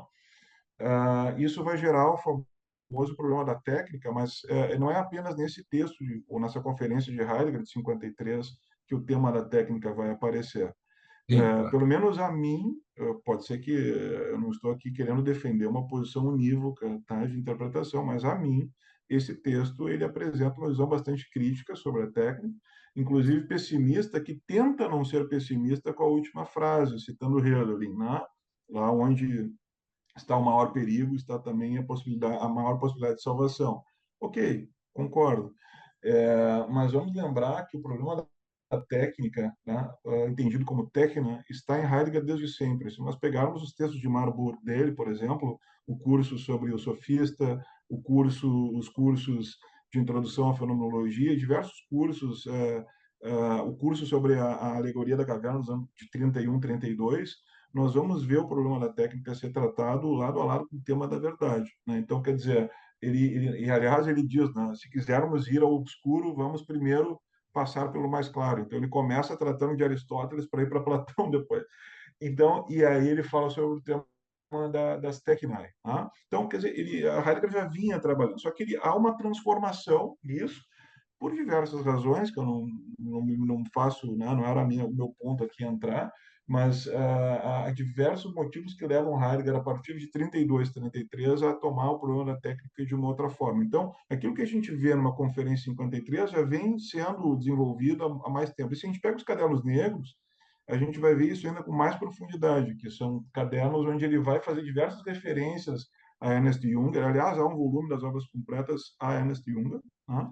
Que é um dos últimos volumes das obras completas de Heidegger, o tanto que ele escreveu sobre esse pensador, e Oswald Spengler também. Então, ele faz diversas críticas a ambos, né, nos cadernos negros ao longo destes anos, dos anos 30 em especial, quando, pelo menos os primeiros 3 ou 4 volumes, precisaríamos pegar aqui e identificar isso. Bom, então é evidente que o problema da técnica é importante para Heidegger, mas eu vejo sim, né, um certo pessimismo ou uma crítica bastante acentuada de Heidegger. Basta que a gente pegue, por exemplo, textos do Holzweg. Vou ler um trecho aqui, né, do Caminhos da Floresta, né? Ah, Por exemplo, que eu tenho à mão, justamente porque a gente, não, o outro semestre a gente estudou Heidegger, né, eu faço esses movimentos em relação a Heidegger. Então, ele vai dizer, né, assim, os fenômenos essenciais da modernidade pertencem à sua ciência. Tá? Um fenômeno de um nível igualmente importante é a técnica de máquinas. No entanto, não se pode confundi-la com a simples aplicação prática da moderna ciência natural matemática. A técnica de máquinas é ela mesma uma transformação autônoma da prática, de tal modo que esta que exige o emprego da ciência natural matemática, uma forma como ele lê aquilo que o Russell traz também, percebe? Ele lê de uma outra maneira. A técnica de máquinas permanece o rebento até agora mais visível da essência da técnica moderna. Porque vamos lembrar, Heidegger não quer falar sobre a técnica, ele quer Aham. falar sobre a essência da técnica. Ele entende que é possível, né, com essa ideia de, né, com a postulação dele, uma essência da técnica, não fala dos objetos técnicos, né? Como se produz uma garrafa, ou da ideia das máquinas, né? Como a gente vai encontrar, por exemplo, em Marx, né? Que mostra que a passagem de uma mais-valia absoluta para relativa depende justamente das novas construções maquínicas, né? Ele vai usar o conceito de Markenschaft, né? De maquinação, por exemplo, Heidegger, né? Para tentar estabelecer um outro lugar de descrição do problema, né? Não associado, portanto, ao fazer objetivo específico que constrói essa garrafa de plástico, mas sim a essência da técnica como uma forma de desvelar, né, os entes, é uma forma de colocar em descoberto, em desabrigo, vamos dizer assim, em desabrigar, no entbergen, né, no deixar em desabrigo. Né? Então, esse é o É uma sentido da poética, tesouraria. né? Uma poética. Então, é por aí que Heidegger vai, e é evidente que, para mim, esse tema é fundamental. Assim, eu não tenho a menor dúvida de que Heidegger, com esses textos, né, ele apresenta dimensões essenciais, realmente, que devem ser colocadas, né? Mas eu não sei se nós conseguimos encontrar a solução que eu, na resposta agora, o professor Claudinei estava mencionando, né? Somente através, realmente, de uma outra leitura, né? De uma ética da alteridade como totalidade infinito e de uma colocação radical da filosofia, né, em questão, que é colocar como filosofia primeira não mais a metafísica, mas a ética.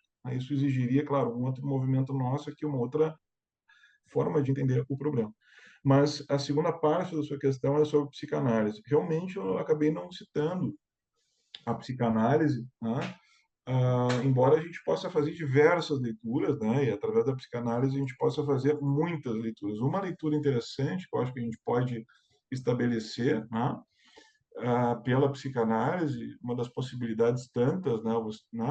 Você fala da Bemesch-Kunstriebe, né?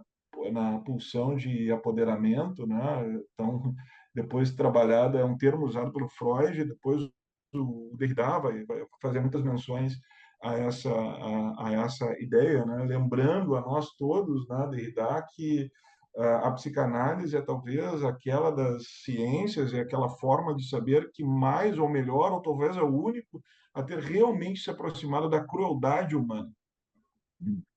A crueldade, né? Então, eu acho que a questão que está em jogo é que justamente talvez não se possa pensar em técnica sem crueldade. Agora, veja, na minha forma de entender, uma coisa é a pulsão de apoderamento, né? E aquilo que os gregos, né, os estoicos chamavam, né, de oikeiosis. Oikos é a casa, oikeiosis é uma espécie ah, de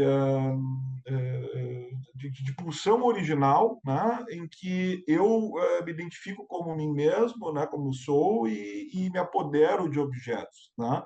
E eles descrevem, inclusive, esse fenômeno, os estoicos, para combater os epicuristas, né, no sentido de que o princípio do prazer não é o princípio original. O princípio original é o princípio da oikeiosis. É assim que eles instalam toda uma discussão sobre a relação entre a física e a ética, isso os estoicos. Então, é evidente que essa questão é uma questão do apoderamento, é uma questão fundamental, mas a questão, para mim, maior é como este apoderamento, e aí a psicanálise pode nos ajudar, se transforma em crueldade. Né? Essa, para mim, é a questão. porque não é um campo de concentração, e isso Adorno diz muito claramente, a Escola de Frankfurt mostra muito claramente, eu faço aqui referência ao meu professor e colega Ricardo Tim, né?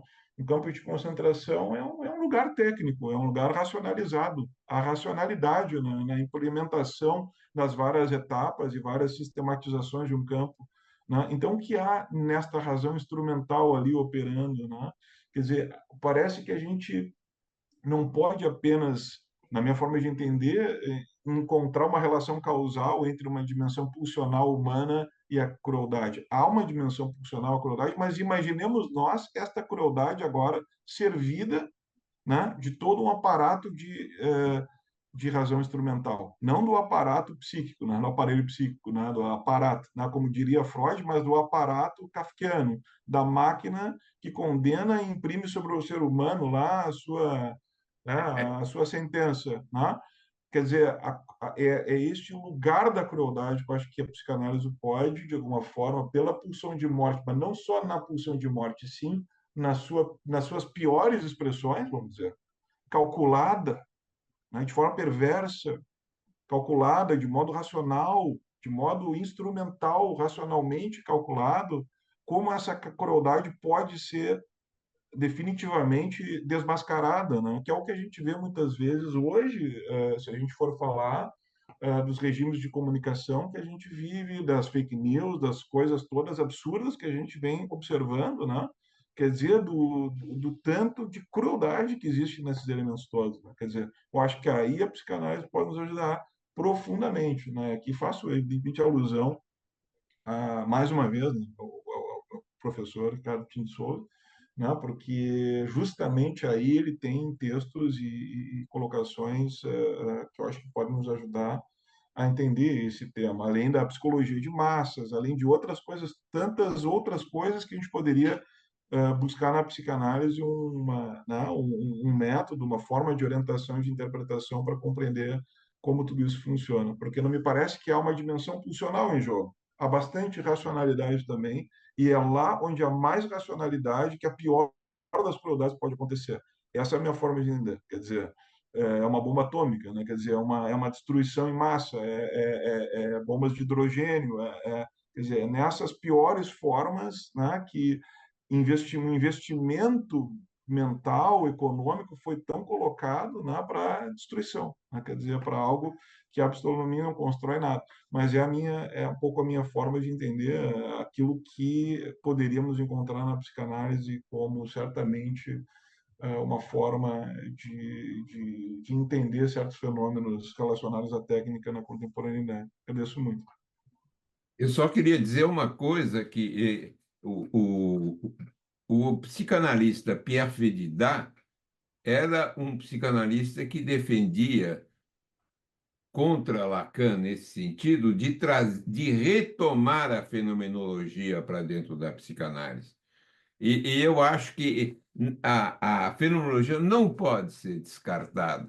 E eu fico muito satisfeito de ouvir você defendendo a fenomenologia e recolocando a sua importância. E agradeço muito pela sua apresentação. Eu Nós que que agradeço. agradecemos muito. Fábio, vou te passar a palavra final, eu agradecendo a todos aqui, mas eu não podia deixar de passar fazendo um agradecimento, e o Claudinei citou logo no começo da sua fala do Bento Prado Júnior, e ao citar eu me lembrei de uma coisa. Tem um ensaio do Bento absolutamente magnífico na introdução do Situações um do Sartre, né? Que ele vai fazer, o título do ensaio é Sartre, o destino histórico do ensaio, e tem o último subitem, que é 4, e é um parágrafo, e o Bento é sempre perigoso quando ele escreve pouco, né? Porque ele é extremamente provocativo, e para mim me lembrou muito a sua fala, Fábio, que ele fala assim: para terminar, por onde começamos? É preciso ler e reler os ensaios de Sartre. É preciso fazê-lo sem pressa, muito devagar, para poder retomar a questão, agora em nova forma, já que não se pode mais falar sequer de uma crise do ensaio. Esse gênero está hoje em estado terminal, agonizante.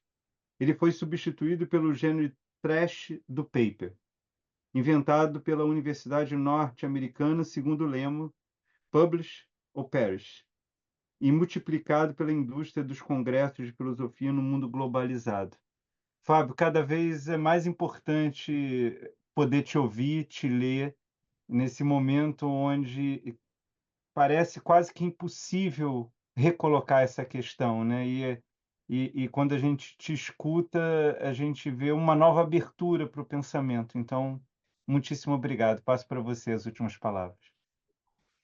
Bom, Marcelo, muito obrigado. Eu agradeço, né, as colocações, né, perguntas, enfim, comentários do professor Claudinei, do professor Alan também, todos que estiveram conosco aqui, né, prazer estar com vocês. Obrigado por esse comentário final também, Marcelo, assim, me toca bastante, né? Eu penso que a gente enfrenta hoje, no mundo acadêmico, também, né, justamente um reflexo da técnica, né?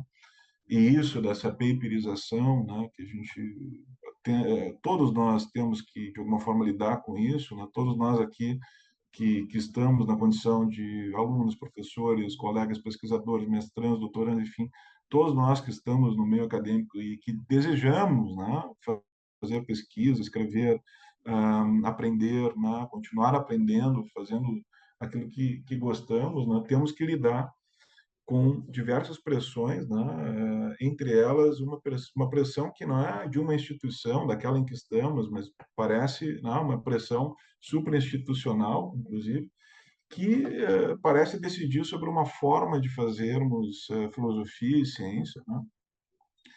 E temos que ceder de alguma maneira a isso, a produzir, né, e tal, mas mais importante de tudo é se nós conseguirmos, de alguma maneira, construir os espaços, né, para que a gente possa fazer do jeito que a gente acha que é o jeito que queremos realmente fazer, aquilo que queremos realmente fazer. Que a gente possa ter o espaço para isso é tão importante, né, que a gente tem que dar conta dessas obrigações que temos, né, de publicações. Ok, talvez tenhamos que dar conta disso, mas o que nós realmente queremos é construir um espaço onde a gente, né, tenha disponibilidade de colegas interessados também em outros trabalhos, mas que podem conversar, podem dialogar, que reconhecem que estão no caminho, né, e que não estão com uma resposta pronta. Eu acho que era um pouco a minha mensagem. Eu fiz aqui não algo em provocação ao Prometeu desacorrentado, né? Talvez a situação que a gente vive não é mais a mesma do romantismo, né? Mas sempre o romantismo voltando à tona para nos fazer pensar, mas com essa provocação, enfim, no caminho que eu me encontro, né, fazendo ainda, sem, né, essa pesquisa, sem uma resposta, poder compartilhar isso com vocês, ouvir também de vocês, assim como a gente vem ouvindo as tantas conferências, né, tão, as belíssimas contribuições, né, que a gente ouviu do ano passado, estamos ouvindo nesse, teremos a tua também, né, Marcelo, em seguida. Então, nesse sentido, né, eu te agradeço também, né, por estar comigo, né, nessa jornada e tornando isso possível.